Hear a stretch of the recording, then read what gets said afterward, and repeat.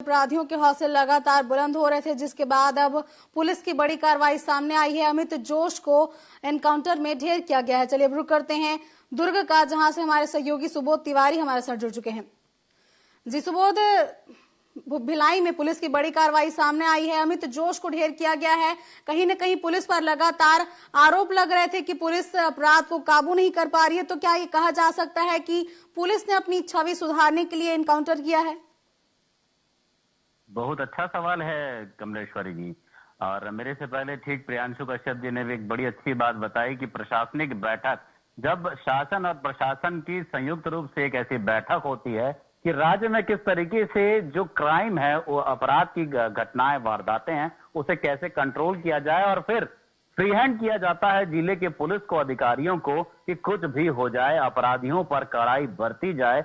और उसी दिशा निर्देश का यह परिणाम निकलता है कि हर जिले से, हर शहर, हर ब्लॉक, हर क्षेत्र से बात आती है कि फलाने जगह पे एक कुख्यात अपराधी को पकड़ लिया गया है या फिर उसे उसका एनकाउंटर कर दिया गया। मैं जहां खड़ा हूं, यहां से मात्र 100 मीटर की दूरी पर जो अमित जोश है, उसे मुठभेड़ में मारा गया था। बताया जा रहा था कि काफी दिनों से पुलिस जांच पड़ताल में लगी हुई थी, उसके पीछे मुखबिर लगे हुए थे। वो इनपुट और लगातार वो फीडबैक पुलिस डिपार्टमेंट के क्राइम ब्रांच को मिल रहा था कि किस तरीके से अमित जोश अपने साथियों की मदद से एक जगह से दूसरे जगह पर आना जाना कर रहा है।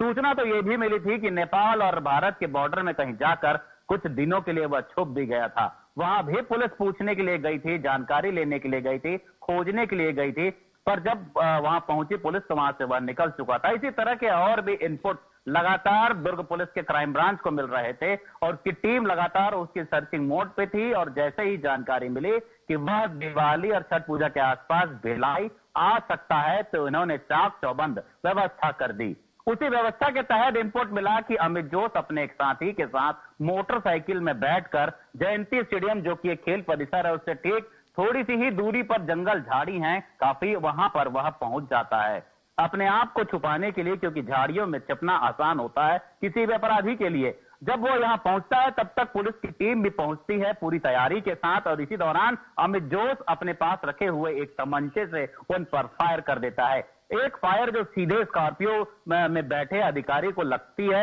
लगते लगते बच जाती है, वो बाल बाल बचते हैं, मगर वह गाड़ी डैमेज होती है। तुरंत अधिकारियों की तरफ से, क्राइम ब्रांच के सिपाहियों की तरफ से फायरिंग, जवाबी फायर किया जाता है। 7-8 फायर लगभग अमित जोश की तरफ से किए जाते हैं और उतनी ही फायरिंग लगभग क्राइम ब्रांच एसीसीयू की जो टीम है उसके तरफ से होती है।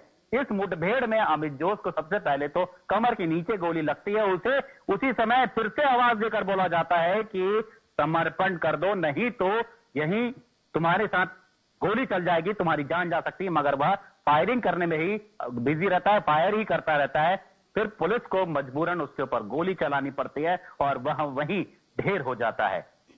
इस घटना के बाद फॉरेंसिक टीम पहुंचती है, आईजी साहब पहुंचते हैं, मजिस्ट्रियल चेकिंग होती है, हर एक कड़ी को बराबर जोड़कर हर एक चीजों को देखा जाता है। बताया जा रहा है कि आज फिर करीब 12 बजे के आसपास रायपुर से फॉरेंसिक टीम आएगी और हर एक बिंदु, हर एक पहलू का बारीकी से जांच पड़ताल किया जाएगा, क्योंकि संविधान तो संविधान है। कहीं इस अपराधी के साथ गलत तो ना हो गया हो, कहीं जोर जबरदस्ती तो नहीं की गई हो, तो इस बात की तस्दीक भी मजिस्ट्रियल चेकिंग के दौरान की जाती है। पर ऐसा लगता है कि जिस तरीके से सूबे के बताया जाए, मुख्यमंत्री ने एक निर्देश दे दिया था कि कड़ाई बरतनी जरूरी है, तभी अपराध पर अंकुश लगेगा, तो उसी के तहत कड़ाई बरती गई। और अमित जोश, जो कि 35-36 से ज्यादा मामले अलग अलग थानों में उसके खिलाफ दर्ज थे, लूट के, अपराध, फिरौती के, जबरिया वसूली के और इस तरह के तमाम उसके कामों में उसके परिवार के सदस्य, उसके जीजा, उसकी बहन और उसके अन्य मित्रगण भी जो साथ देते थे, उनमें से 7 लोगों को पहले ही दुर्ग पुलिस ने पकड़ लिया था और उनके साथ रिवॉल्वर भी मिला था, भरी हुई बंदूक भी मिली थी, कुछ कारतूस भी मिले थे। उसके बाद पुलिस को पुख्ता हो जाता है कि यह पूरा परिवार ही इस तरह के कामों में संलिप्त था और अमित जोश की खोजबीन तेज कर दी जाती है।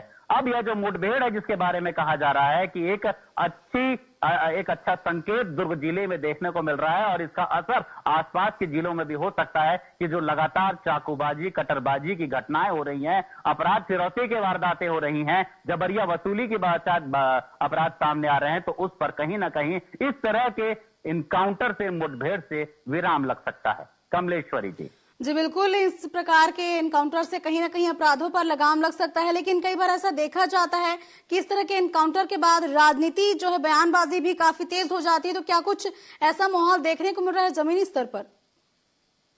अपराध और राजनीति दोनों एक दूसरे के चोली दामन के साथ पल्लू के जैसे रहते हैं, और जब भी कहीं अपराध घटित होता है तो उसके पीछे एक बड़ी बात, आपने जो सवाल पूछा उस पर मैं नजर दृष्टिकोण डालना चाहूंगा दर्शकों का भी, कि इस तरह के अपराध किसी न किसी राजनीतिक नेताओं के संरक्षण में ही ऐसे अपराधी पलते हैं, बढ़ते हैं और अपराध पोषित होता है।